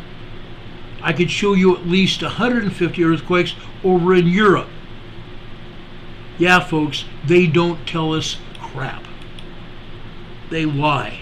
They cheat. They steal. Okay? JB Maps is asking a question I'm going to answer. How much do you believe that these solar winds coming from the sun, from these CMEs, how much do you believe that these solar winds have to do with the rate of speed of that these earthquakes are growing? I'm sure that it has an effect. As I've stated before, what is going on here doesn't matter whether it's the Salton Sea or over in Europe.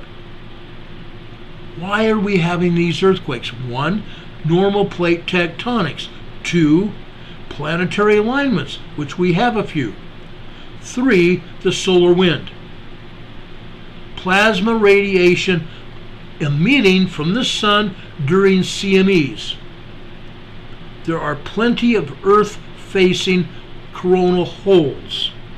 Earth-facing coronal holes on the sun. And they're emitting plasma radiation from the sun. Every day we have plasma radiation in the solar wind. Every day. But it increases during coronal mass ejections. Large amounts of plasma literally erupting out of the sun. And when it's in an Earth-facing coronal hole, it's coming towards Earth. We have already seen class M1 flares. And we have an M1 class flare hitting Earth today. It was launched on the 15th of the month. It hit last night into today. M-class flares and other solar flares have a significant impact on the earthquakes. Why? Planetary alignments cause electromagnetic radiation. Planetary alignments create electromagnetic radiation, which heats up the plates. Solar wind, plasma radiation from the sun, also heats up the plates even more than the electromagnetic radiation. And when the plates heat up, folks, as I've explained it before, when the plates heat up, what happens? All that gunk and grime and biological material and sand and rock that's holding those plates together, all that crap heats up and turns to an oily, greasy substance, which allows the plates to move, which means earthquake. The plates moving are earthquakes. That's what's going on. Robert Vogel's reporting a 5.4 over near Bengkulu, Indonesia.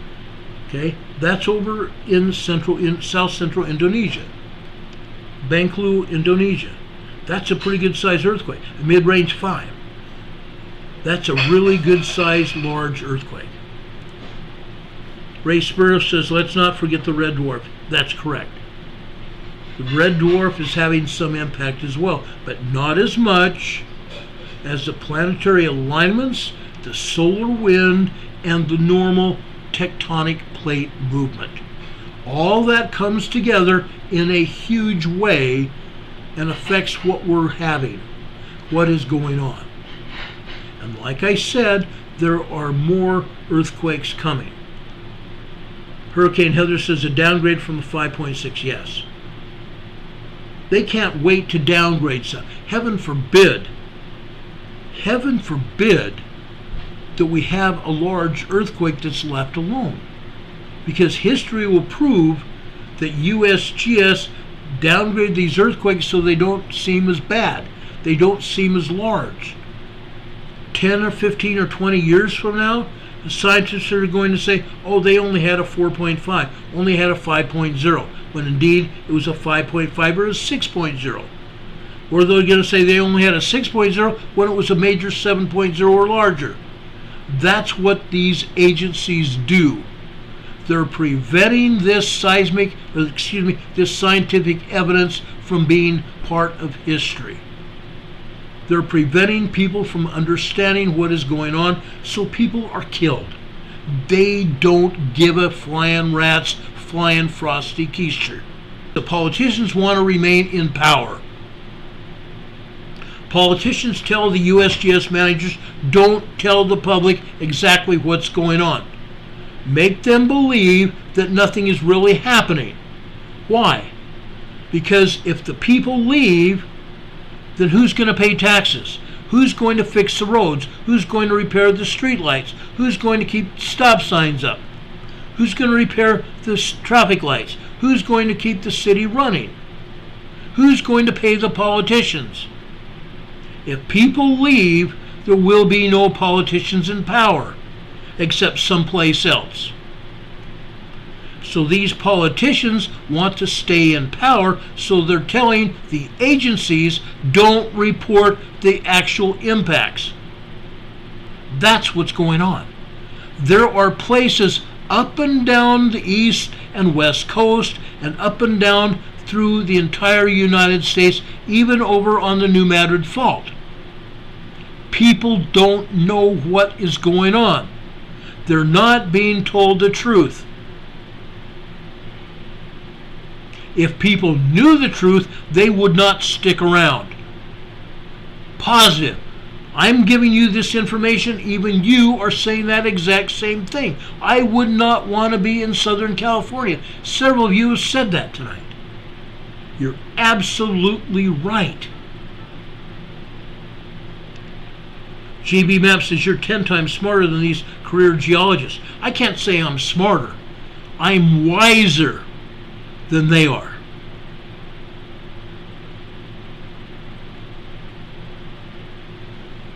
And yes, I have posed the same questions to the geologists, and they say, no, Ron, we don't cover them up. We do report earthquakes. We don't hide anything. I say bullshit.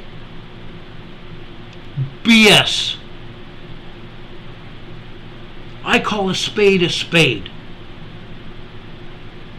Maureen, have a good night. Sweet dreams. And thank you for being part of our program. Folks, you all need to pay attention about what's going on around you, not just earthquakes. That's why we report on it every night. I try to give you news that's important that you need to hear. I try to give you seismic information that you need to hear. I try to talk about fires. I try to talk about floods. I try to talk about hurricanes and everything else that's going on, including tornadoes. I've talked about factory explosions that have neighborhoods around them. Oil refinery explosions with neighborhoods around them. I've come on the air at 2 o'clock in the morning covering earthquakes in Los Angeles. I've come on at 2 o'clock in the morning reporting an oil refinery explosion in Texas. There's a reason. We're trying to save lives. We're trying to save lives. Kimberly Hopkins says, I don't really want to be anywhere in California. I agree. Politically, you need to stay out or get out of California. That governor is a communist governor turning into a dictator. That and the prices in California, you can't afford to live there. I don't know how anybody can live there. Gas prices alone have doubled from what they were last year at this time. They've doubled here in North Carolina. Since I got here last year, they doubled. Now yesterday, guess what? I topped off my gas tank and got 4.5 gallons of gas. I paid $3.87 a gallon. That's still over $1 plus a gallon than I paid a year ago. And yet, over a month ago, it was $4.37 a gallon. Twice what it was when I got here a year ago. Food prices have skyrocketed all over this country and all over the world. And the Biden administration, what do? Oh, there's nothing going on. But they're telling the ranchers to kill off their herds and flocks. They're telling the farmers to burn their fields or don't plant. And what they do plant, guess what? They're paying megabucks for the seed, and they're passing that on to the consumers, as well as the truckers passing on the fuel prices to the consumers, which passes on all over to the stores for our commodities. And not just food, everything. Okay? And then, something else I probably should tell you, and this happened today, and you can go over to Dave Hodges' program earlier this morning where he talks about it. Guess what Pelosi did today? Pelosi and her communist Democrats have now got legislation in. It has not passed, but they have put forth legislation to institute martial law here in the United States, giving President Biden dictatorial power. Dictatorial power. Yes, it's in legislation now. If that passes and Biden signs it, he will have dictatorial power to enact any kind of martial law that he wants, and in that pact, in that legislation, it gives him power to control the military, to control us, which is a violation of the Constitution. The violation of posse comitatus, which forbids military to enforce law. And yes, the Democrat communists did that. Now, I would advise all of you to call your congressmen and women and tell them hell no. Do not pass that legislation. And if they try it, those congressmen and women need to be evicted from their positions in Congress. They cannot any longer be congressmen and women. They need to be removed. We cannot allow this country to be a controlled dictatorship. We do not need to have martial law in this country. And while I'm talking about that, guess what the San Diego School Board did in San Diego schools? Starting now through at least the end of summer school, the San Diego City schools are now mandating that masks be worn by all students, teachers, and staff at the schools. because they say that the CV is getting stronger there in San Diego, and I call BS on that as well. Yes, the San Diego City School District is calling for masks again. Face diapers to be worn in San Diego City schools by students, teachers, and staff at least through the end of summer school, and it's probably going to go well beyond that. That just came out this morning. You guys need to be aware of it, and you guys need to be as mad as hell about that.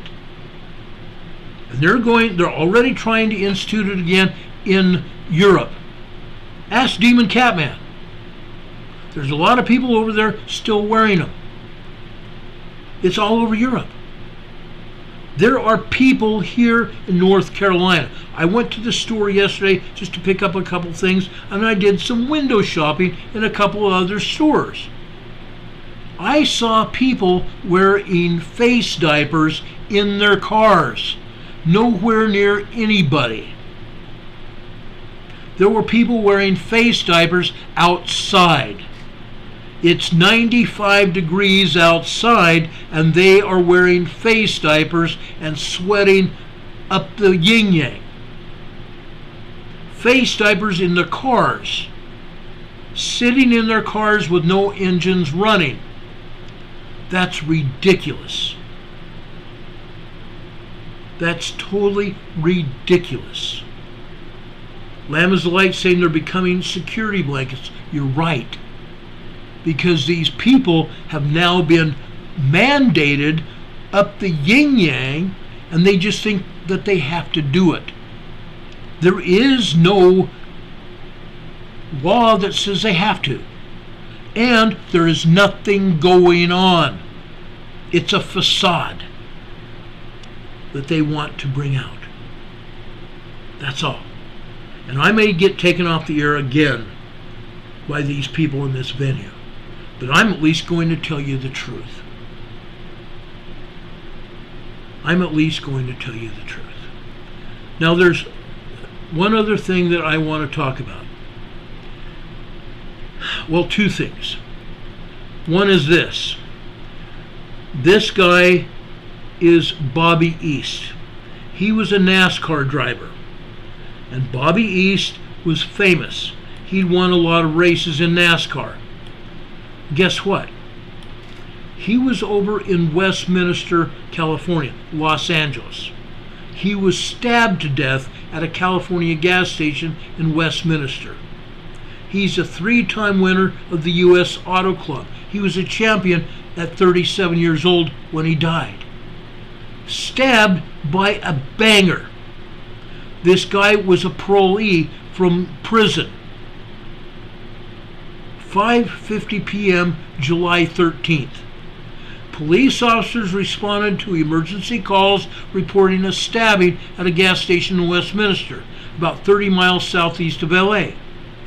Officers found East with a serious stab wound in his chest. Officers attempted life-saving procedures before East was taken to a local hospital where he was pronounced dead.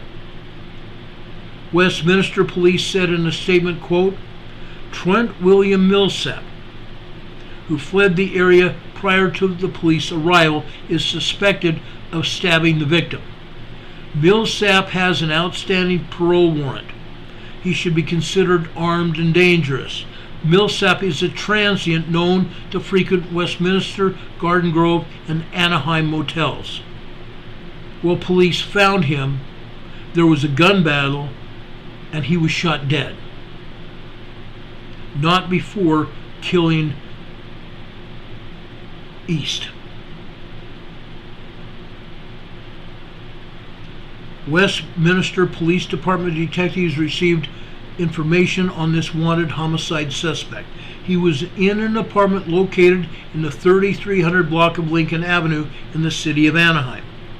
West County SWAT team responded to serve a search warrant arrest for the suspect.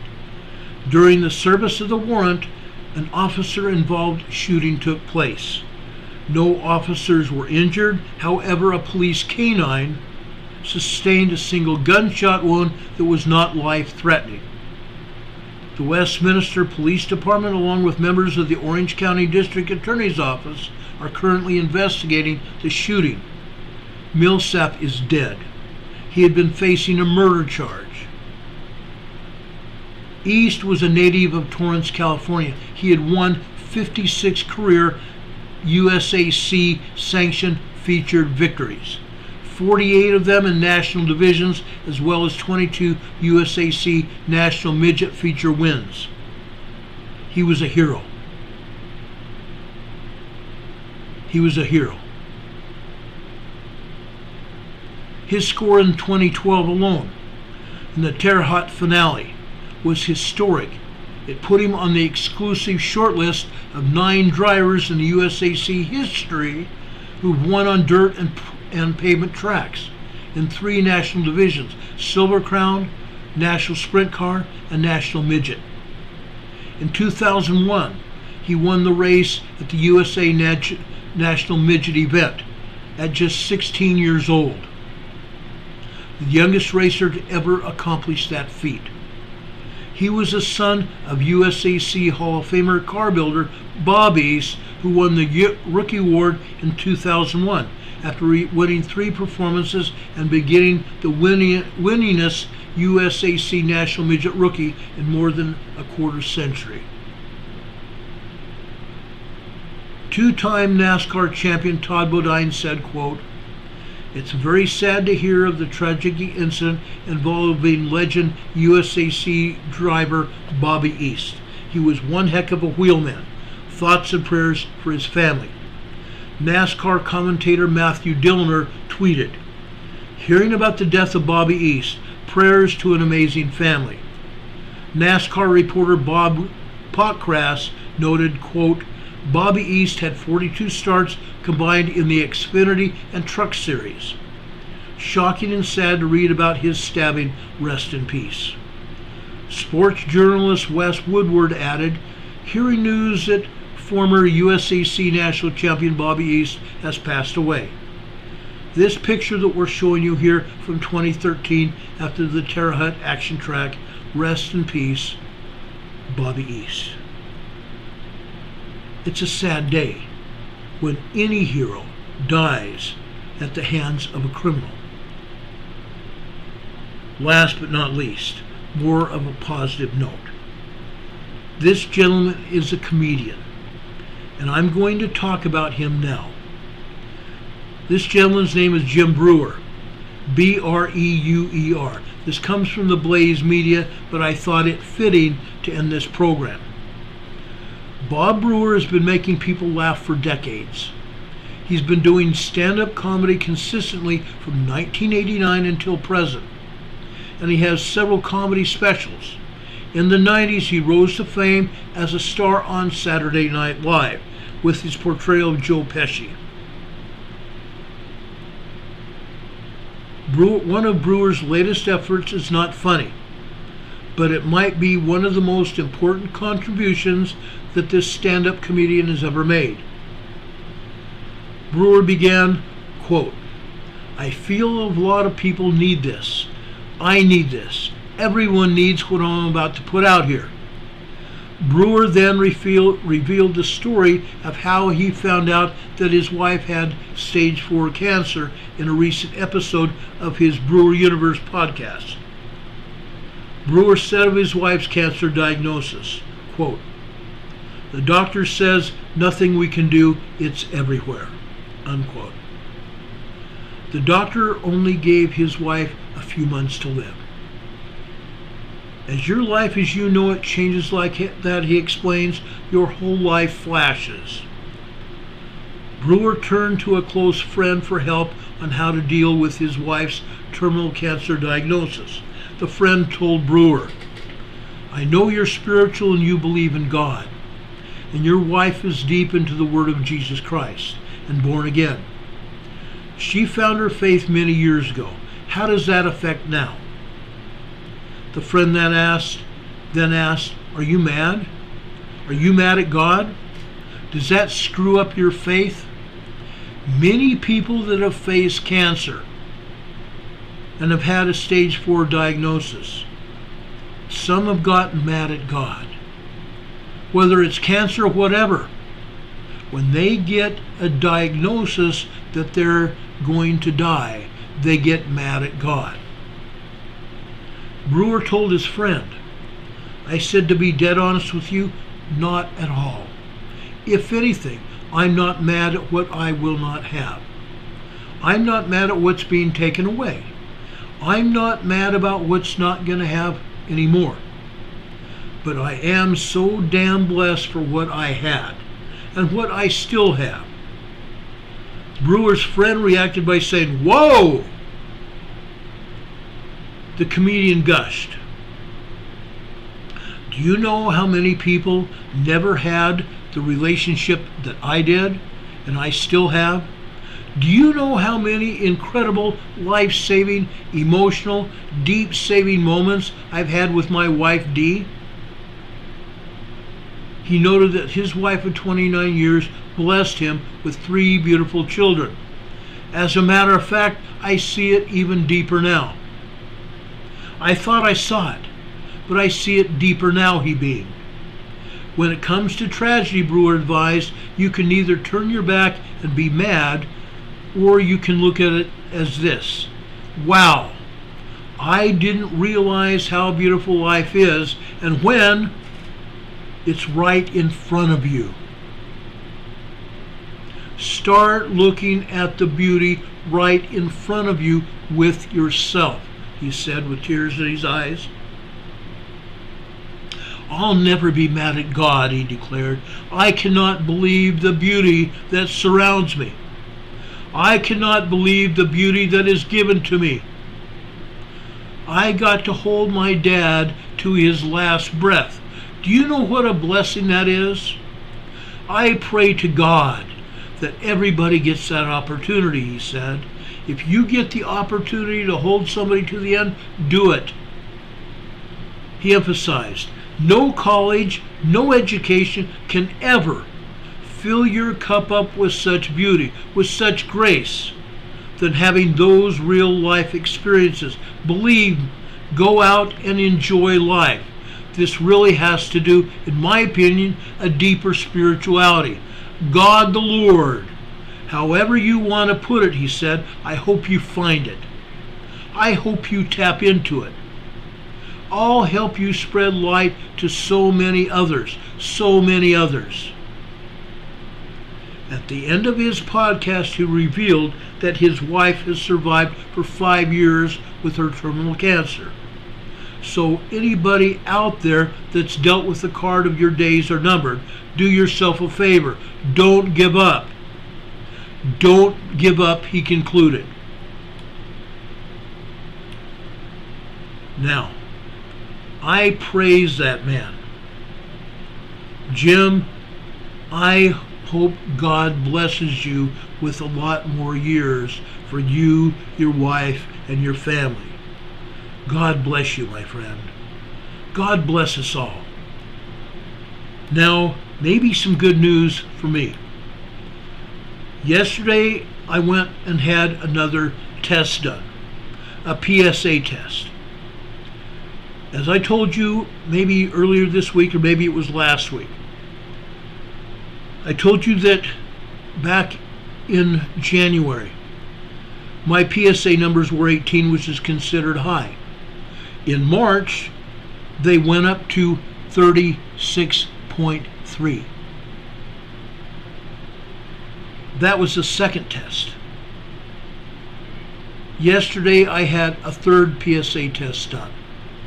My numbers have come down to 30, which is still very high, but they've come down, which I believe has a great lot to do with my holistic treatment of what I'm doing. So I believe I'm in control of my destiny. I'm in control of the cancer that is in my body. I got some good news last Thursday saying that the radiological surgeons did not want to do a spine biopsy. They didn't believe there was enough of anything there to get into. They want to do a bone scan. which I'm grateful that they're going to do.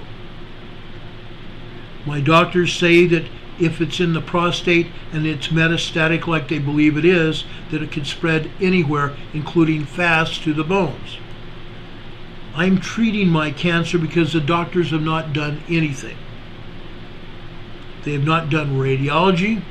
They have not given me any chemotherapy, which I have told them that I refuse. They have also not done hormone therapy like they said that they could do, and that usually is done with patients such as me. They have not done anything. My numbers have come down because I believe that I am going through my own treatment, and I'm going to continue doing that. So guys, I have some promise. I have some promise. I also believe that what you are doing has helped me. I ask you to continue to pray, to continue to support this program, continue to support me in getting the treatment that I need and doing it my way. Remember the song called My Way? Yes, I'm doing it my way. Everyone, I want you to know that I believe in Christ. I believe in the power of prayer. Prayer can heal. Prayer can heal me, and it can heal you. I pray every day for you. I pray every day for a lot of people, including my buddy Don Patoka, one of my very best friends, who's one of my mods. I pray for all of you. I love each and every one of you. I do. And I haven't mentioned it in a while, but I'm going to quickly mention it now. You can support our program to PayPal. We have 2 PayPal locations. We have a Venmo location as well that several of you have used. You can also send cards and letters and stick in a donation there in the middle of a card or a letter to our P.O. Box. P.O. Box 422, Valdese, Valdese, North Carolina. Zip code is 28690. We appreciate getting cards and letters. We appreciate hearing from you and how you are doing. We love you, and I ask the Lord to bless you. God be with you. God heal you. God heal you. I love you all very much. I truly do. Now, as I end this program again, I am asking the Lord to bless you. God be with you till we meet again. If anything else happens tonight, we'll be back on the air to tell you about it as soon as the information becomes available. Until then, as Walter Cronkite has said, that's the way it is. Tuesday, July 19th, 2022. Have a great night, folks. God bless. I love you. Good night, everybody.